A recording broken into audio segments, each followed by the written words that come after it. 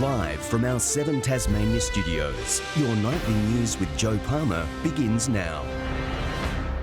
Good evening, everyone. A Risdon prison inmate with a violent criminal past remains on the run tonight after escaping from the complex this morning. As we go to air, police are continuing an intensive search of nearby suburban streets. Our reporter Michelle Wisby joins us live now from Gilston Bay. Good evening, Michelle. What's happening on the ground there tonight? Joe, even after searching for the entire day, police are yet to track down this escaped prisoner. But just in the last hour or so, we have seen armed Special Operation Police move in to search more homes in this Gilston Bay area. As the manhunt continues tonight, emergency crews have issued advice for people living in the Risdon Vale and the Gilston Bay areas to keep their cars and their homes secure tonight. Here's what happened earlier today. A helicopter flying low over suburban Hobart, scouring dense bushland for a violent Risdon prison inmate who escaped this morning. Risdon Vale in lockdown. Police called to the prison around 8:30 after 2 inmates in the minimum security wing attempted to escape. One was apprehended by prison staff. He accessed the roof of a building within the complex and then managed to clear the boundary fence of the prison. The escapee, 38-year-old Graham John Ennis, previously described by a Supreme Court judge as having a terrible record. His convictions including shooting at police and another attempted escape before today's manhunt. We would encourage people knowing what Mr Ennis is serving jail for to not approach Mr Ennis, and if they do come into contact with him, if they see him or are contacted by him, we would encourage anybody to contact police immediately. On foot and in the air, police spent the day searching bushland near the prison. Cars inspected as they left, as well as homes and outbuildings. We don't know where he is, so that's the most scariest thing about it, is that we don't know where he is. And, you know, as I said, we're on complete lockdown there. We don't want to see this happen, it shouldn't happen. But, you know, as with any human system, if there are shortcomings, we need to patch those and ensure that it can't occur again. The prisoner, 180 centimetres tall, with a muscular build and the word thug tattooed across his neck. Last seen wearing black track pants and a green jumper and beanie. Ennis's father pleading with him to turn himself in. I just say, come on, son, I don't know what's going on, but you're doing okay. I don't know what's happening, but hand yourself back in. It doesn't help being on the run. I just hope that, you know, whatever he's done, that they catch him and, you know, and make us all safe again. And Michelle, can I ask you, just how did prison authorities actually allow this to happen? Well, Joe, the Justice Department has been reluctant to comment on the escape today, but it has admitted it's unacceptable. It says the matter will be subject to an investigation and that it's inappropriate to comment any further at this initial stage. A spokesperson confirming the last escape from the minimum security wing of the prison was in September 2015. It remains unclear just how this inmate with a violent past was able to escape the facility. But Joe, for now, the focus remains on just tracking him down. Yeah, it certainly does. Michelle Wisby, thank you very much for that report. A Rokeby man is in a serious but stable condition after suffering a gunshot wound to the lower abdomen this morning. 3 people believed to be known to the victim are in police custody following the incident on Arden Drive. Investigators say charges are expected to be laid this evening. The 29-year-old victim underwent surgery at the Royal Hobart Hospital earlier today. An inquest into the death of a Scamander man who was electrocuted while working at a cafe in the state's northeast has begun in Launceston. Guy Clark was tragically killed while helping colleagues replace a coffee machine in 2015. Guy Clark went to work on October 20, 2015, but never returned home. The 56-year-old was electrocuted while working at the Holy Cow Cafe at Pangana Dairy. Today, a coronial inquest into his death began in the Launceston Magistrates Court.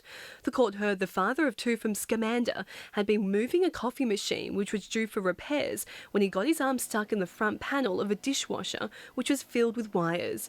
I heard a bang. I saw Guy lying on the floor in the cafe. It was clear at that point he wasn't breathing. It was serious. Guy, who'd been employed as a cafe's chef, and another employee were having trouble finding where the tap was located to turn off the water supply to the coffee machine. The court heard another employee also offered to help, but Guy said he knew what he was doing and he didn't need assistance. Other employees of the cafe also recalled the moment they saw Guy lying on the floor with his arm inside the dishwasher. I looked and saw Guy's face. I hope to God I remember what to do. His face was blue, and he had 2 marks on his arm where he'd been electrocuted. Managing director of the business at the time, Gregory Gibson, who performed CPR before paramedics arrived, described the day as a horrendous blur. Today, Guy's family, including his wife and 2 daughters, were in court as colleagues recounted their desperate attempts to save his life. Witnesses say it took emergency services around 2 hours to arrive at Paingana Dairy because they were already responding to a job on the East Coast.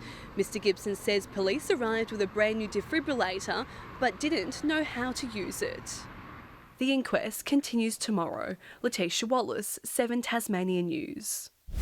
The driver who allegedly ran down a man in Prospect Vale last year did not have the capacity to think clearly, a jury has heard.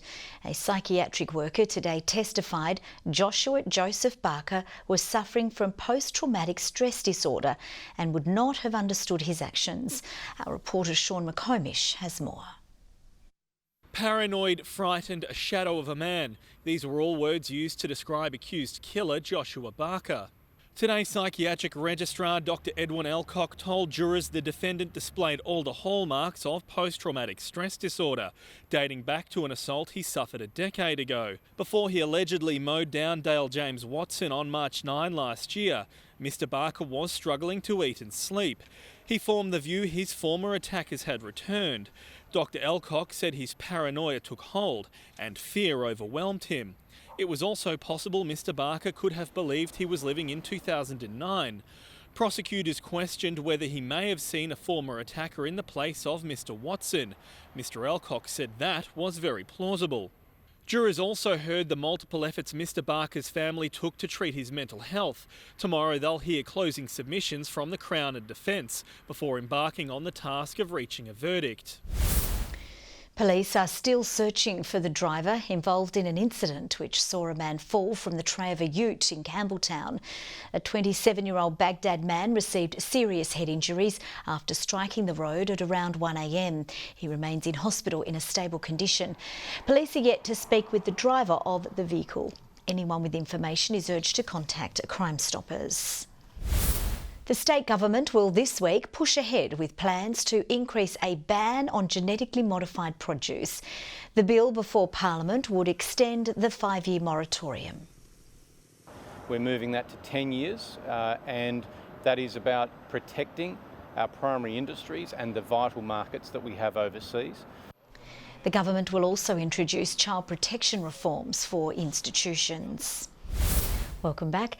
Tasmanian technicians are working on a special project to help unlock million-year-old climate secrets. The Antarctic division is putting the finishing touches on new technology to drill an ice core 3 kilometres deep. A technician putting the finishing touches on a drill head. Part of a 9-metre purpose-built tool, Antarctic researchers are hoping will unlock greater understanding of our climate history. So what we're embarking upon over the next few years is to solve one of the last great problems in climate science. To do that, we want to drill the oldest possible ice core in Antarctica. The specially constructed drill has the ability to go more than 3 kilometres into the ice, giving access to small pockets of air trapped more than 1 million years ago. Scientists say those pockets will provide insight into carbon levels during that time. We can then apply that knowledge to understanding how the climate's going to change in the future, which is a key question for us. And as we know, the Antarctic drives global weather systems, and we learn so much from our Antarctic science. The drill is set to be based at a remote field camp 1,200 kilometres from Casey Station. It's reinvigorated the division. It's given us another great challenge going forward. It's allowed us to develop specific skills and we are a world-leading Antarctic program. Drilling is expected to begin in 2021. Ebony Ablett, 7 Tasmania News. It started as a way to relieve stress following a devastating turn of events. But after embracing the sport of boxing, heavy-hitting Tasmanian Karen Jackson is now hoping to secure gold at the upcoming Australian Masters Games. Belting the pads like a woman possessed, Karen Jackson has her eyes firmly fixed on the prize. Training 6 days a week. I'm doing big open water kayaks, I'm cycling, I'm mountain bike riding, I'm walking, I'm doing everything I can. After losing her house in the 2013 Dunalley bushfires, Jackson decided to give boxing a go as a way to vent her frustrations, but quickly fell in love with the sport, since going on to claim 2 national titles in the super heavyweight division. A lot stronger than I thought I was. Just learning that you've got to be tough, especially mentally. Physically, you can keep going when you're really tired, but mentally, sometimes it's really straining and you just got to keep going. Now old enough to compete at the Australian Masters Games, Jackson is off to South Australia next month to fight for silverware in the elite 81 kilo plus division and isn't settling for anything less than top spot. I'm coming back with gold, yeah. I hope to box as long as I can and I'm loving every moment of it. The Masters Games begin on October 5. Tom Cooper, 7 Tasmania News. Maria Island's possum population has learnt how to deal with its pesky new neighbour, a new report has revealed. Tasmanian devils were introduced onto the island in 2012 to create an insurance population against the facial tumour disease. The report shows that while possums are a key prey species for the devil, they learned how to survive by changing the way they hunted for food. To cricket, and it was a day to forget for the Tasmanian Tigers women's side, going down to Queensland by more than 100 runs in Brisbane today, while the men's side are on track against Victoria in their one-day cup opener, needing 29 runs off 87 balls a short time ago. The Tigers' attack came out firing at the whacker, with James Faulkner removing Marcus Harris in the second over of the day. Some tidy work behind the stumps from Ben McDermott, gifting the Quickies' second wicket shortly after, as Jackson Bird ensured Peter Hanscom's stay at the crease was limited, before dismissing another of Victoria's danger men to see the Bushrangers in serious strife at 4 for 46. The pace assault continued via Riley Meredith, sending Nick Maddinson to the sheds on 10. Glenn Maxwell steadying the ship in the hopes of avoiding a complete collapse, putting on 34 before young quick Nathan Ellis made the big show his first ever scalp in Tigers colours. Will Sutherland impressing from the bottom order with 53, but the damage had already been done, with the Victorians all out for 185. McDermott quickly set about chasing it down. Caleb Jewell not quite as steady at the crease, with Sutherland ending the opener's day on 6. And when Alex Doolan's innings was brought to an end on 8, the Tigers' hopes of victory were left hanging in the balance. Meantime, NBL owner Larry Kesselman has declared this year's NBL Blitz as the biggest and best in the history of the league, with more than 3,500 fans turning out for yesterday's final games in Hobart. A total of 8,647 people attended games in 5 locations around the state for the 4-day Blitz, with the Brisbane Bullets taking out the tournament. Good evening. Unstable weather around today. Showers over the west and south and an afternoon thunderstorm over the north and northeast. Hobart 15 degrees. Launceston and Friendly Beaches out top today with 17. Burnie 16 and Devonport 14 degrees. Overnight, Marrawar had 17 millimetres of rain, and today Launceston Airport recorded 6 millimetres in very quick time. Ouse and Smithton 15. King Island and Lowhead 14. Flinders Island and Strawn 13 today. 9 the top at Lyawini. The unstable onshore southwesterlies brought the cloud today. Later on, that band of thunderstorms moved over. The frontal band crossed Victoria with that vast cold pool of air in its wake, affecting most of the eastern states, along with South Australia. Middle-level cloud bands are over central areas, low cloud over the North Queensland coast. Tomorrow, the cold front crosses Tasmania as the high near Adelaide extends a broad ridge over most of the nation. A couple of troughs involved as well. Winds west to southwesterly at 15 to 25 knots, reaching 30 knots over the south and east. They may tend more southerly later in the day. A strong wind warning from Flinders Island to St Helens Point, and also from Wineglass Bay to Low Rocky Point. Bit of a mixed bag tomorrow. Plenty of cloud and a few showers. Morning shower for Hobart, 14 the top, 13 for Adventure Bay. Winds easing later and 9 the high for Tarraleah. Launceston, cloudy and 16 degrees. Partly cloudy for Devonport, 15 the top, 15 also for Bridport. A high of 14 for Burnie, with a shower or two clearing. Showers for Strawn, 13, along with Marrawar. And in the east tomorrow, St Helens becoming cloudy and 17. 15 the top for Swansea. Whitemark, 14 degrees and a bit of cloud. Wednesday, showers over the west and far south, but fine elsewhere. A fine partly cloudy day on Thursday. Sunny over the east, but showers over the west. And on Friday, showers extending across the state before contracting to the west and far south in the evening. Sunny and 28 degrees in Perth. Tomorrow partly cloudy for Adelaide, a possible shower in Melbourne, a cold frosty start in Canberra ahead of a sunny day. Sunny also for Sydney and Darwin.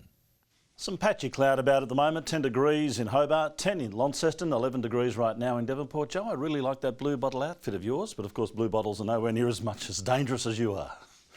OK, thank you very much. You can head off now.